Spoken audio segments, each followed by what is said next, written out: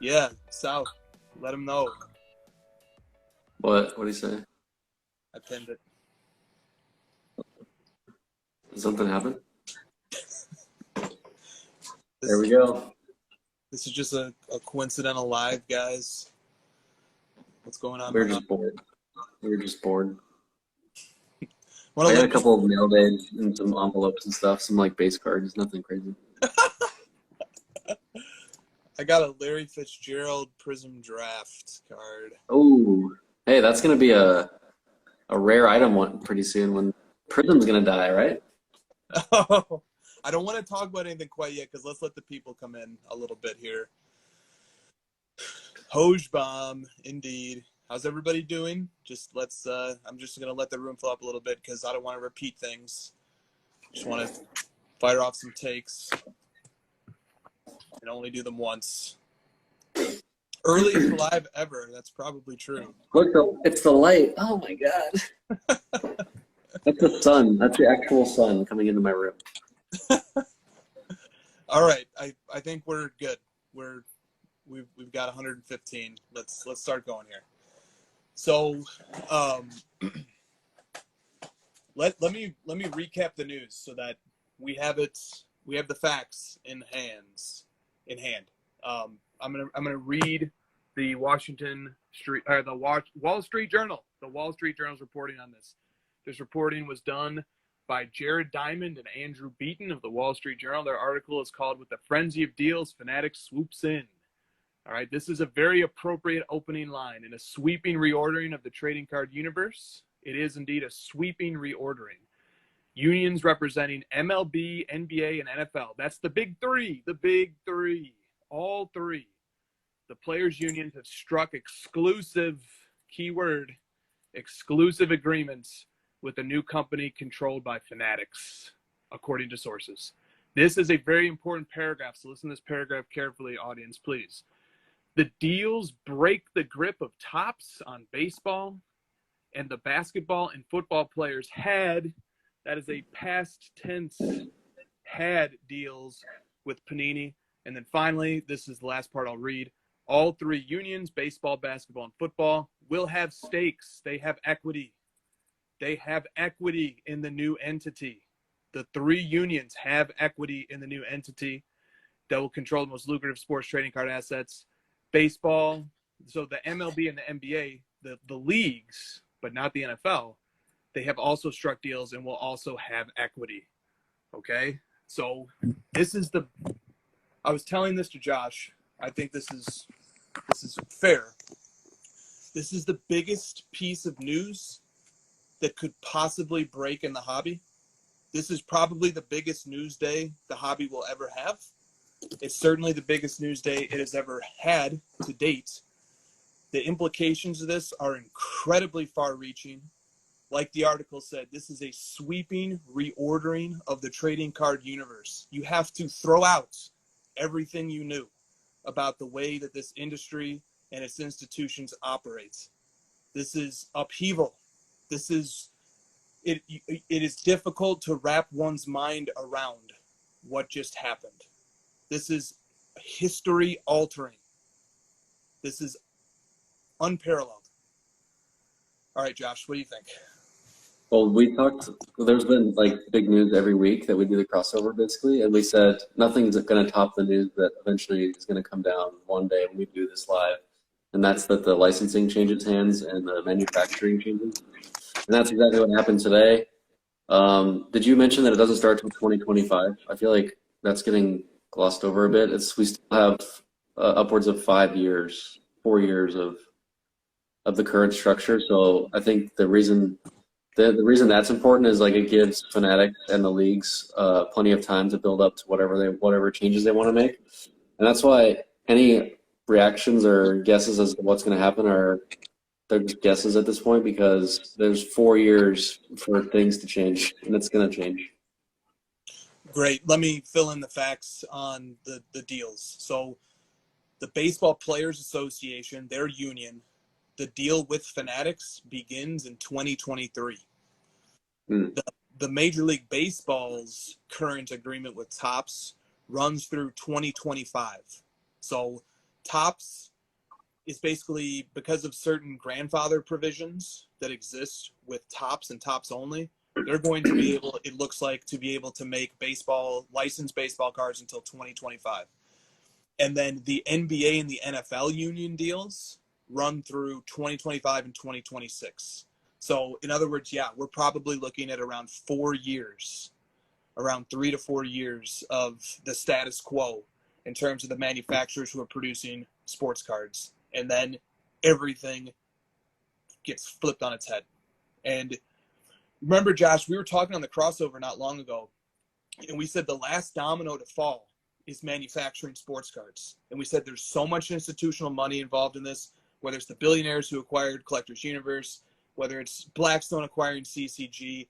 There's so much money involved and wrapped up in this industry. And the most important chip, the most important piece on the chessboard, the queen on the chessboard, is the manufacturers. And now Fanatics, a company valued at $18 billion, has taken over the most important piece on the chessboard. And it like we said, it won't happen for 3 to 4. Won't happen for 3 to 4 weeks. I mean, for 3 to 4 years. I'm sorry. So there's a time delay there, but the biggest domino to fall has fallen, and so I think there's a lot of concerns and a lot of questions that people have. So what do you think about that? Yes. I don't know, man. It's there's just so much to unpack. I'm not sure. I feel like we need to get more specific about what we want to talk about. Let's get more specific. Here's the thing that we care about first and foremost, collectors. How does this impact collectors who own and collect cards for the long haul? How does this impact this?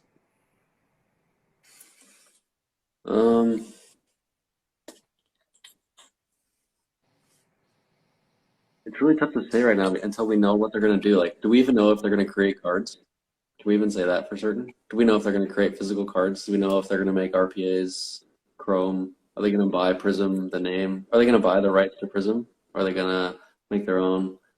Are they going to create 27 sets a year? Are they going to create one? Are they going to make digital cards? We have no idea.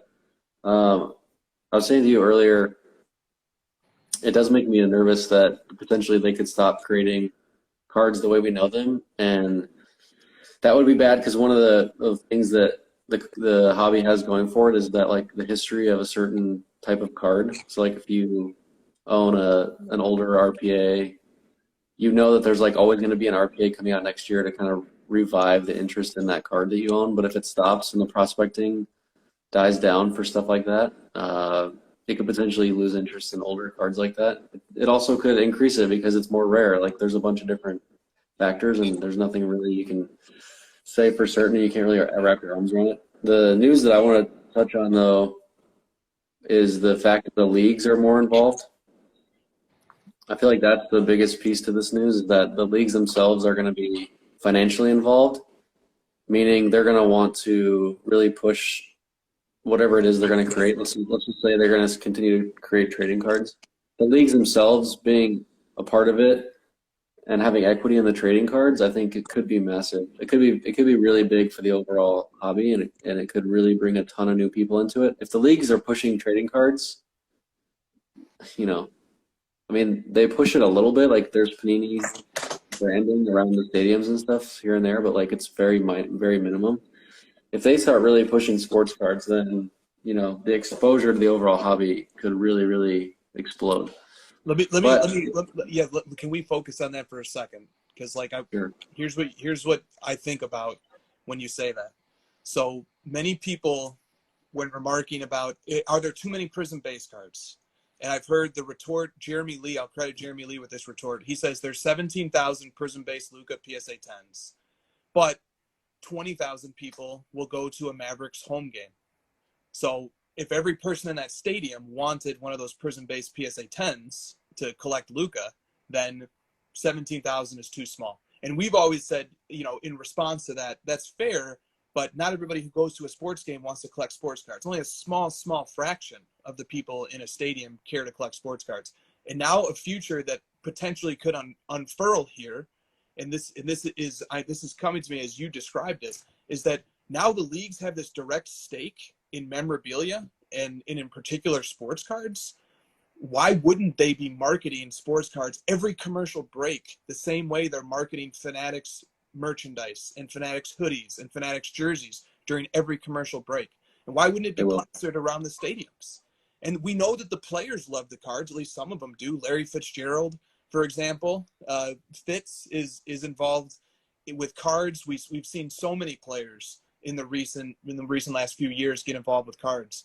So to me, like, I think that's a point that I just wanted to drive home quickly, and that's a huge observation, is that if the league and the players have an equity stake and they want to grow this business now because they have a reason to do it beyond just liking cards, and they're recipients of, and they directly benefit from that growth, that could totally change the scale on which sports cards currently exist. And it could mainstream sports cards in a way that we couldn't even fathom yesterday. Sorry, you made such a great point. I just wanted to elaborate on it a little bit. Yeah, I mean, for today, let's like put our optimistic hats on and assume that like the people in charge and the businesses that are involved in all the infrastructure that's involved in the hobby is going to incentivize this new industry to kind of keep things going in that direction, so to speak. Because like if there's all this infrastructure that's been built out over the last 3 years supporting the current structure, they're not going to want to topple it over entirely and just like stop making cards and go all NFT digital. That would be just too much disruption, and it would cause just too much panic and chaos around it. So let's assume they make trading cards, and let's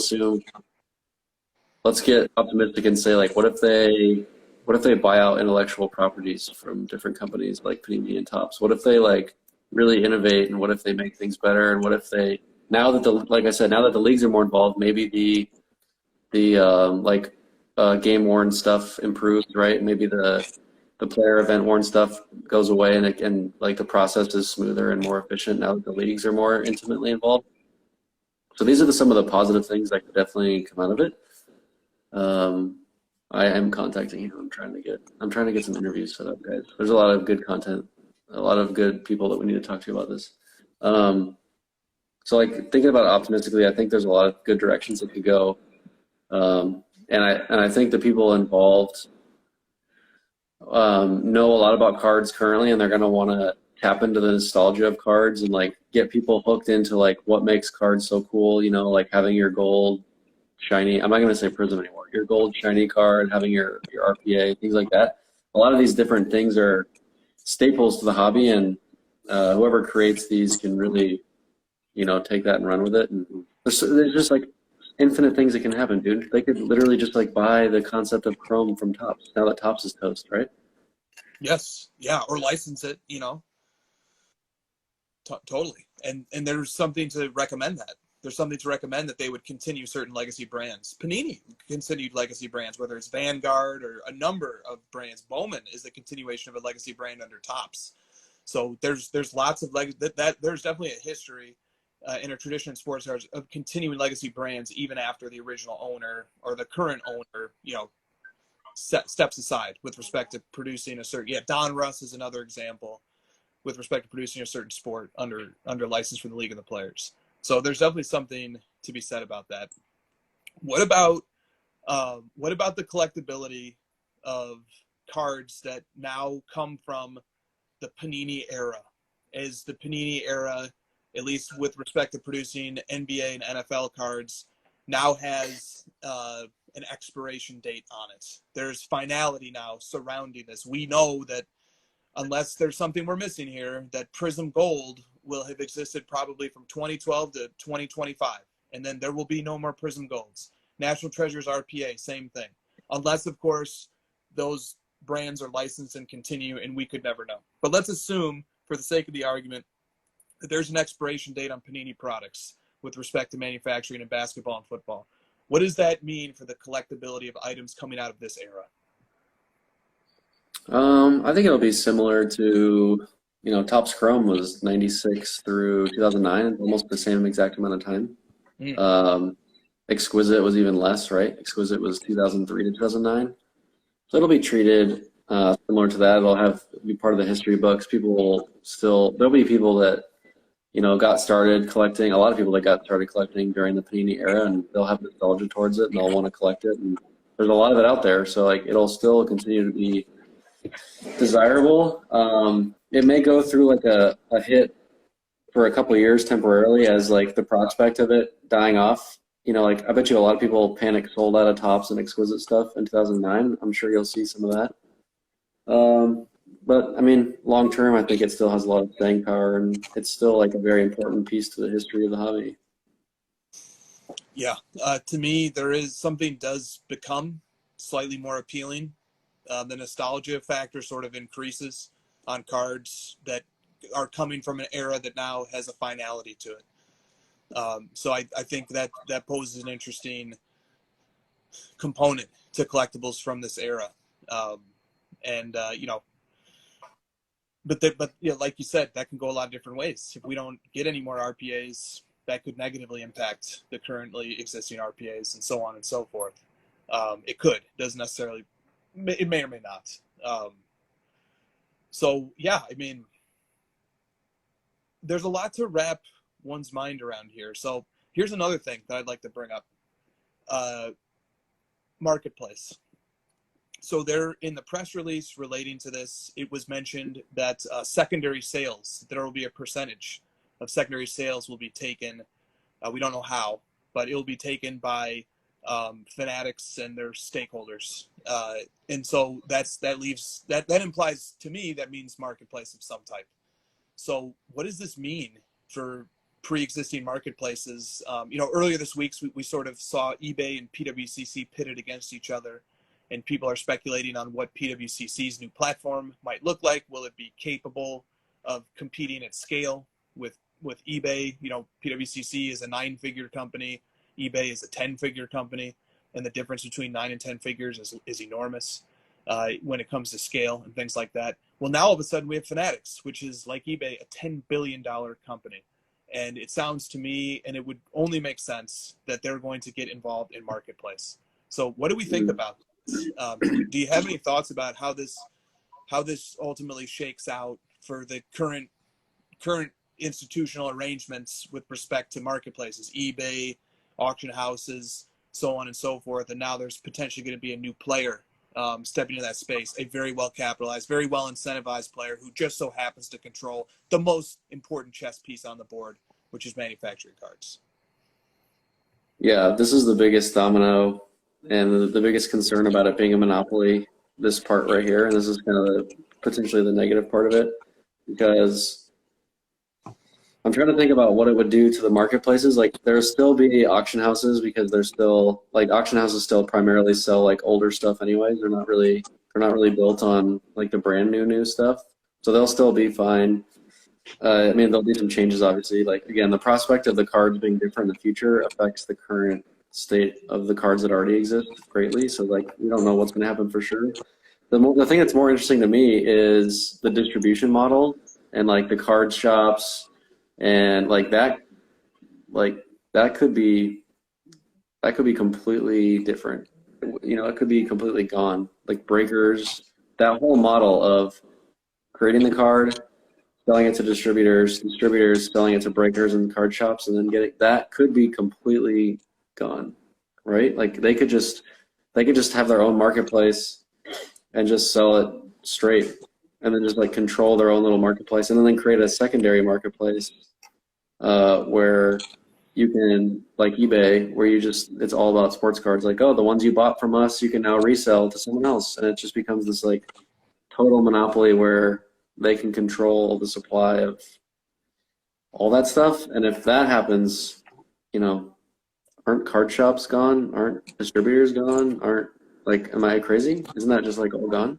I'm not trying to like doom and gloom all that stuff, because there's people's lives at stake here in the future. So like, it's scary. I agree. If I could plant my flag as a hobbyist on any one issue that I would insist that Fanatics do not interfere with, it is the success and the smooth operating of the distribution chain of products that exists right now. And the LCS experience is such an important part of this hobby. and it's so important to the nostalgia that brings us back. And it was such a connecting force for when all of us came back to the hobby, and we remembered hobby shops from the 80s and the 90s, and we could go back to those same hobby shops and get some sense of familiarity and re-ingratiate ourselves. That I think hobby shops have to be held and have to be upheld and respected, no matter what the shift is here. Their positioning and all this has to be respected. They're so important. In a certain sense, they're the lifeblood of the in-person experience in the hobby. So I hope that, and I hope that the Fanatics experience respects that. But having said that, you're completely right. And what if Fanatics idea of how to distribute product to consumer in the physical retail space? What if they just make a bunch of cookie cutter stores, like Apple product stores, in every mall in America, and every strip mall in America has the Fanatics sports card store, and all their product is there. That's a consequence of the mainstreaming of sports cards that we were talking about. And if sports cards do go that mainstream, it's going to be very difficult to balance serving the collector, but also making a massively widely distributed product, even an order of magnitude more widely distributed and manufactured than currently is. And to that point, I'll connect one last dot. To that point, if sports cards do take that next parabolic leap and enter an echelon of mainstream as the result of the participation of the leagues and the players, and a bigger player with Fanatics at the helm of it all of a sudden stuff from this era, which we felt was overproduced, suddenly is very underproduced. But it's very delicate. It's all very delicate in terms of, are these still understood as collectibles? There are psychological components to this that are very important. So I said a bunch of things there about the distribution model. Do you want to reply to anything there? Yeah, it's definitely touchy, and I mean, it kind of depends on who's in charge to a certain extent. Like, do the people in charge want to bring hobby shops along for the ride, or do they want to just like brush them aside, like Amazon and Walmart did to retail stores, right? Like, this could be an Amazon Walmart situation, or it could be, I don't know. It could be a lot of things. The other interesting one is, I have to go in like 2 minutes, so let's push some of this off to Friday. The other interesting one is the grading companies. Like, what if they like pre-grade the cards, or they like digitally fingerprint them before and encapsulate them to where like jersey swapping and authentication aren't a thing anymore, and they're just like any other retail product. You just buy them and you have them, right? Nobody cares about grading anymore, because I don't know, something like that could happen too. No doubt. Well, that's a good note to end on. I'll end on this. Everything that we think we know about the way our industry works, the way its institutions are aligned, its processes, the relationships, the network, everything we think we know now cannot be taken for granted. And instead, all the information that we have, all of our history, our traditions, they are all on the proverbial chopping block. And we now have a consolidation of power that is forthcoming, where the manufacturing of the three big sports belongs to one monopolistic style entity that is going to produce exclusively the trading cards for all three. And that, with that enormous, unprecedented power, comes an enormous and unprecedented amount of responsibility. And we're going to enter a period of great uncertainty, where the next few years there's going to be rampant speculation. We are yet to see how Panini and Topps and the others respond to this, and grading, everything, grading, distribution models, marketplaces, everything, the local card shop experience, all of that stuff is currently up for debate. Everything we think we know about the way it works could change in a revolutionary fashion. That is the state of things. This is literally the biggest possible news that could have happened in the hobby history. It happened. So brace yourselves, and you have a few years to figure it out, guys. So that's my final thoughts. Anything else from you, Josh? We needed this week to just talk about the PWCC thing now. Like, I don't. Do we even take questions Friday? It's just gonna. We have so much to do. We'll try to get some guests. We'll try to get some guests for Friday because Yeah. a lot of moving stuff. Yep. Well, that's right. So we'll see you guys tomorrow night, Friday night, the crossover. I'm sure it's going to be a good one. All right. Yeah. Guys. See ya. Card Ladder, the best sports card app on the market. The future of sports cards is here. Card Ladder is the 21st century price guide and market analysis tool for sports cards. The best tools to help you track your cards. Watch the trends, stay informed, compare cards, and track the growth of your personal collection, all in one simple and intuitive platform. Join the innovators, not the imitators. The future is here. The future is now. Card Ladder.